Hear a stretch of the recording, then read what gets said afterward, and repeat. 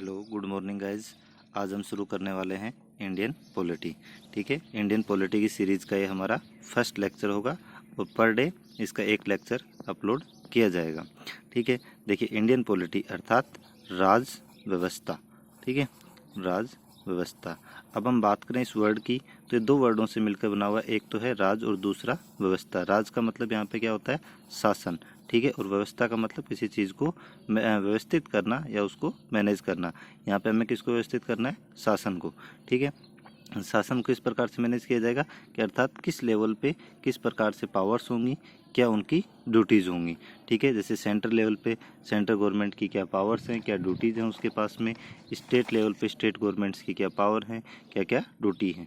ठीक है, देखो अब हमें शासन करने के लिए हमें पता है किसी क्षेत्र विशेष में हमें शासन करना होगा तो हमें शासन करने के दो वर्ड होते हैं, एक तो होता है राज्य और दूसरा क्या होता है, राष्ट्र। ठीक है, पहले हम ये समझते हैं राज्य का मीनिंग क्या होता है। राज्य ये एक प्रकार की क्या होता है, पॉलिटिकल कॉन्सेप्ट होता है। ठीक है, पॉलिटिकल कॉन्सेप्ट होता है तो इसके अंदर आपको 4 कंडीशंस होनी चाहिए, फिर आप किसी क्षेत्र को क्या बोल सकते हो, राज्य बोल सकते हो। 4 कंडीशन में पहली कंडीशन क्या है यहाँ पे, भौगोलिक क्षेत्र, अर्थात उस क्षेत्र का एक निश्चित क्या होना चाहिए, भौगोलिक एरिया। ठीक है, जैसे हमारे इंडिया की बात करें तो इंडिया का एक निश्चित क्षेत्रफल है, फिर उस क्षेत्र के अंदर रहने वाले लोग जिनके ऊपर हमें शासन करना है। ठीक है, अब रहने वाले लोग हैं वो क्या कहलाएंगे, यहाँ पे जनसंख्या कहलाएंगे। तीसरी चीज़ यहाँ पे सरकार। ठीक है, वहाँ पे शासन करने वाली एक बॉडी होगी जिसको हम क्या बोलेंगे, सरकार।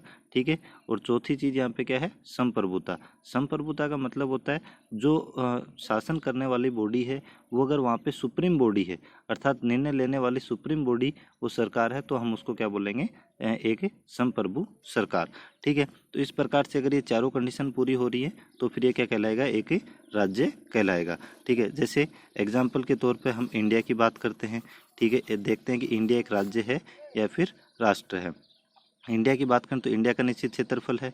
ठीक है, दूसरा यहाँ पे जनसंख्या है, जैसे 2011 के अनुसार कितनी है, 121 करोड़। तीसरी बात करें यहाँ सरकार, तो यहाँ चुनी हुई सरकार भी है। ठीक है, और चौथी संप्रभुता, जो कि हमारे संविधान की एक विशेषता भी है, और ये संप्रभुता किस में निहित है, जनता में निहित है। ठीक है, जनता में निहित क्यों है, क्योंकि चुनी हुई सरकार है वो किसके द्वारा चुनी जाती है, जनता के द्वारा। ठीक है, अर्थात जनता यहाँ पे शासन करती है। ठीक है, तो फिर ये संप्रभुता किस में होगी, जनता में निहित होगी। ओके, अब दूसरा वर्ड जो हमारा यहाँ पे है, राष्ट्र। ठीक है, राष्ट्र की बात करें तो राष्ट्र जो होता है ये एक कल्चरल अवधारणा होती है। ठीक है, यानी कि सांस्कृतिक अवधारणा।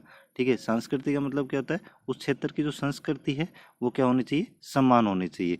ठीक है, जैसे हम बात करें एक क्षेत्र है मेवाड़।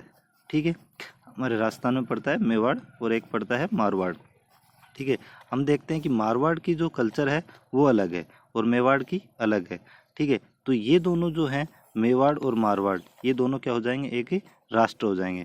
अर्थात एक ही राज्य के अंदर एक से ज़्यादा क्या हो सकते हैं, यहाँ पे राष्ट्र हो सकते हैं। तो इंडिया यहाँ पे क्या है, एक स्टेट है, बट अभी ये प्रोसेस में किस में चल रहा है, नेशन बनने में।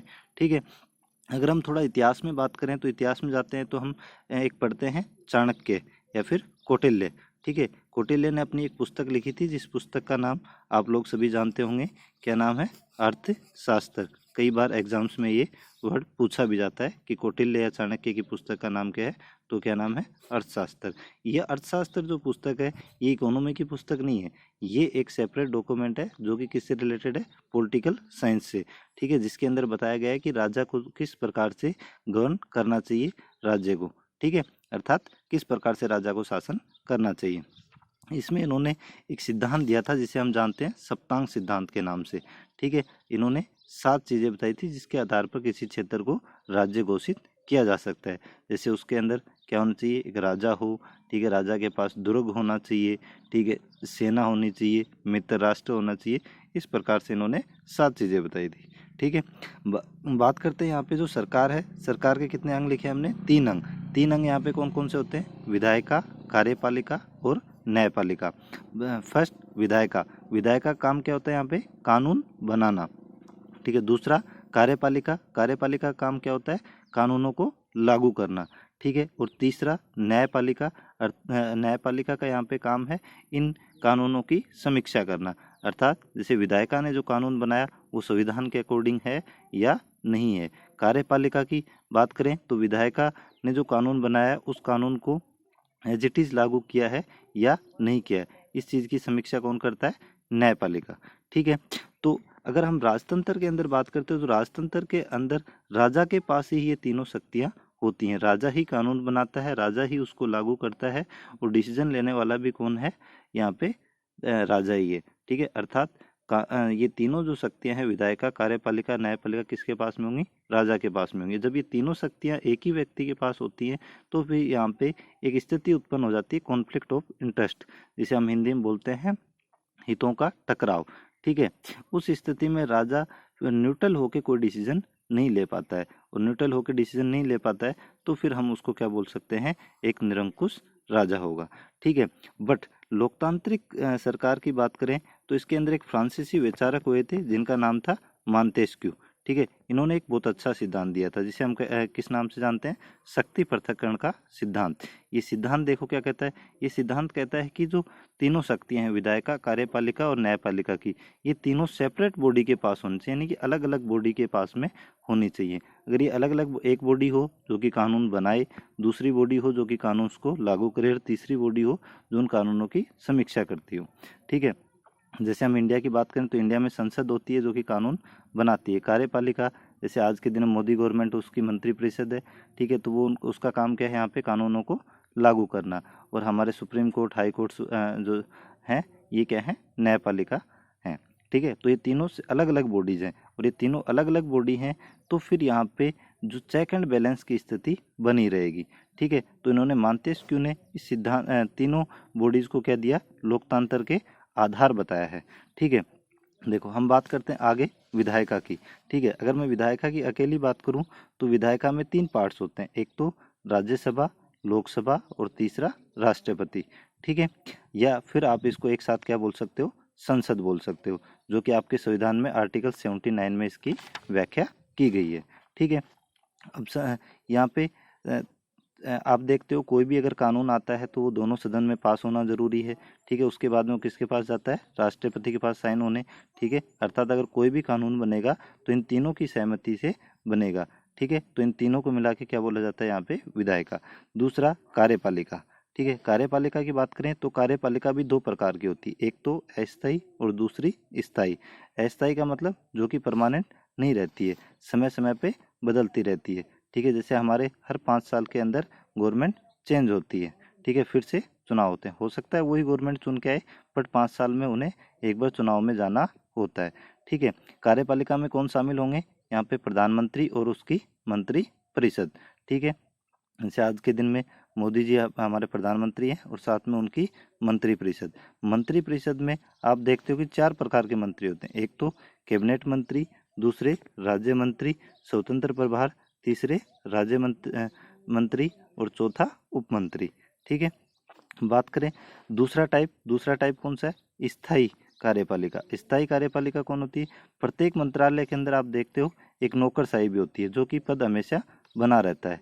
ठीक है, और इस नौकरशाही पे कौन बैठते हैं? जो आईएएस और आरएस अधिकारी होते हैं वो यहाँ पे बैठते हैं। ठीक है, और ये सीट हमेशा बनी रहती है, तो आप इसको बोलते हो स्थायी कार्यपालिका। ठीक है, जिसको आप हिंदी इंग्लिश में ब्यूरोक्रेट्स के नाम से भी जानते हो। ठीक है, तीसरी जो था हमारा न्यायपालिका। न्यायपालिका की बात करें तो न्यायपालिका में किसको शामिल करेंगे हम? सुप्रीम कोर्ट, हाई कोर्ट और अधीनस्थ न्यायालय। अधीनस्थ न्यायालय कौन से होते हैं?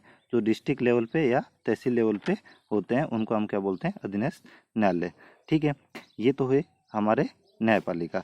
अब बात करें देखो हम मंत्रिपरिषद की, तो मंत्रिपरिषद में हम देखते हैं यहाँ पे कितने मेंबर हो सकते हैं। ठीक है, कितने मंत्री आप बना सकते हो। ये तो हमने देखा कि 4 टाइप के मंत्री बनाए जाते हैं, लेकिन इनकी मैक्सिमम संख्या कितनी हो सकती है?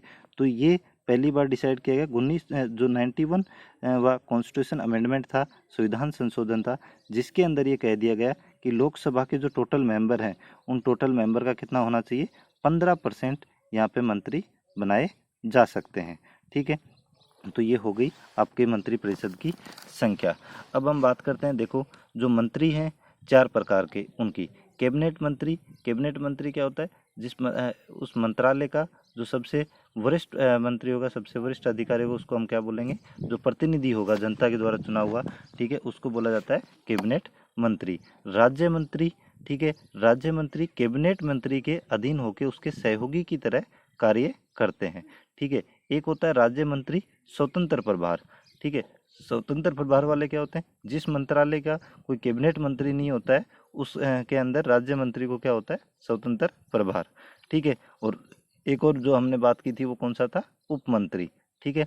और उप मंत्री किसको बोला जाता है, जो नए सांसद यानी फर्स्ट या सेकंड बार चुन के आते हैं, उन सांसदों को एक्सपीरियंस देने हेतु, ठीक है, हम क्या बनाया जाता है, यहाँ पे उप मंत्री बनाए जाते हैं सहयोगी के तौर पे, ठीक है। Okay, thank you guys.